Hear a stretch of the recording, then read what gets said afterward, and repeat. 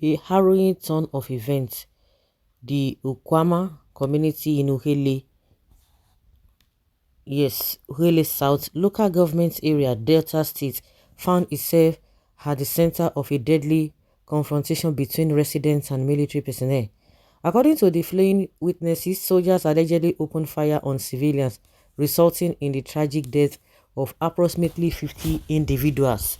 The incident unfolded against a backdrop of escalating tensions following the loss of 16 military personnel, including a lieutenant colonel, in an ambush just 4 days prior. Governor Sheriff Obervori visited the strife-torn community, seeking to assess the situation and provide support in the aftermath of the violence. Residents speaking from hiding in the bush where they sought refuge recounted a chilling sequence of events. They claimed that military personnel arrived ostensibly for a peace negotiation, only to abruptly escalate the situation by demanding the detention of community leaders. When the residents resisted, the soldiers purportedly opened fire during a meeting at the town hall, causing chaos and casualties. In the ensuing days, the military allegedly returned to the community, launching further attacks and setting homes ablaze, forcing terrified residents to flee for their lives. Witnesses described scenes of devastation and recounted the tragic loss of loved ones, with some still unaccounted for since the initial confrontation.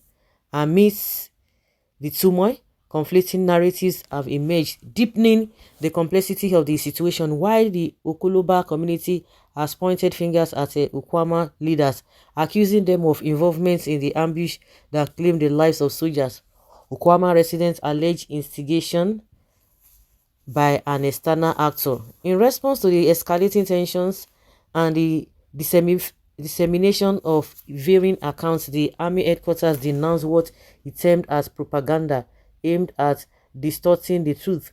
Major General Onyema Nwachukwu of the Army Public Relations Divisions condemned the attack on troops as a heinous act orchestrated by armed youth gangs, emphasizing the troops' commitments to peace and security in the region.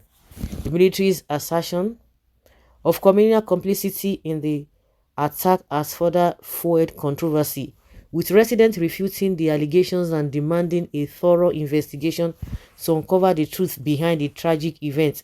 Despite assurances of no reprisal from the military, apprehension lingers among the populace as efforts intensify to identify and hold accountable those responsible for the violence.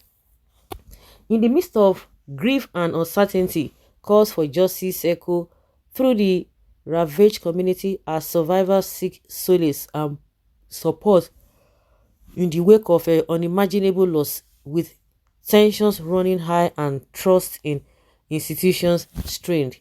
The road of reconciliation and healing remains fraught with challenges, casting a somber shadow over the once tranquil enclave of Ukwama as the Delta State grapples with the aftermath of this tragic clash.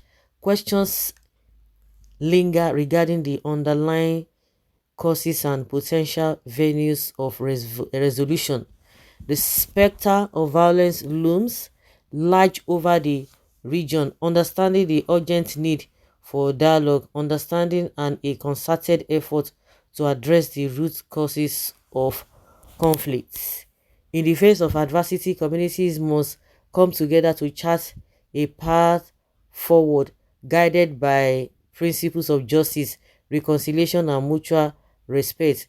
The scars of this confrontation run deep, but with courage and determination, there is hope for healing and renewal of the heart of Delta State.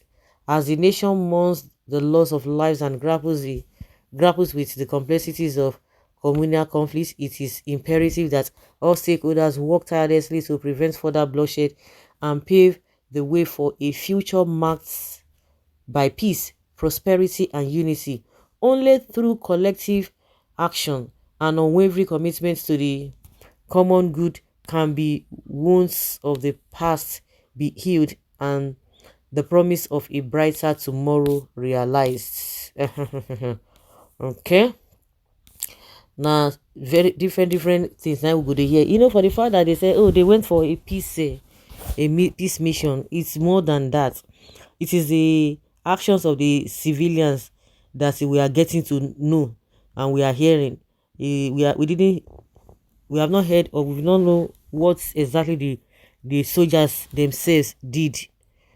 We are going to be hearing counter and counter accusations. Oh, the youth or the community people are the ones at fault. Oh, the armies are the ones at fault. Oh, they are not supposed to do.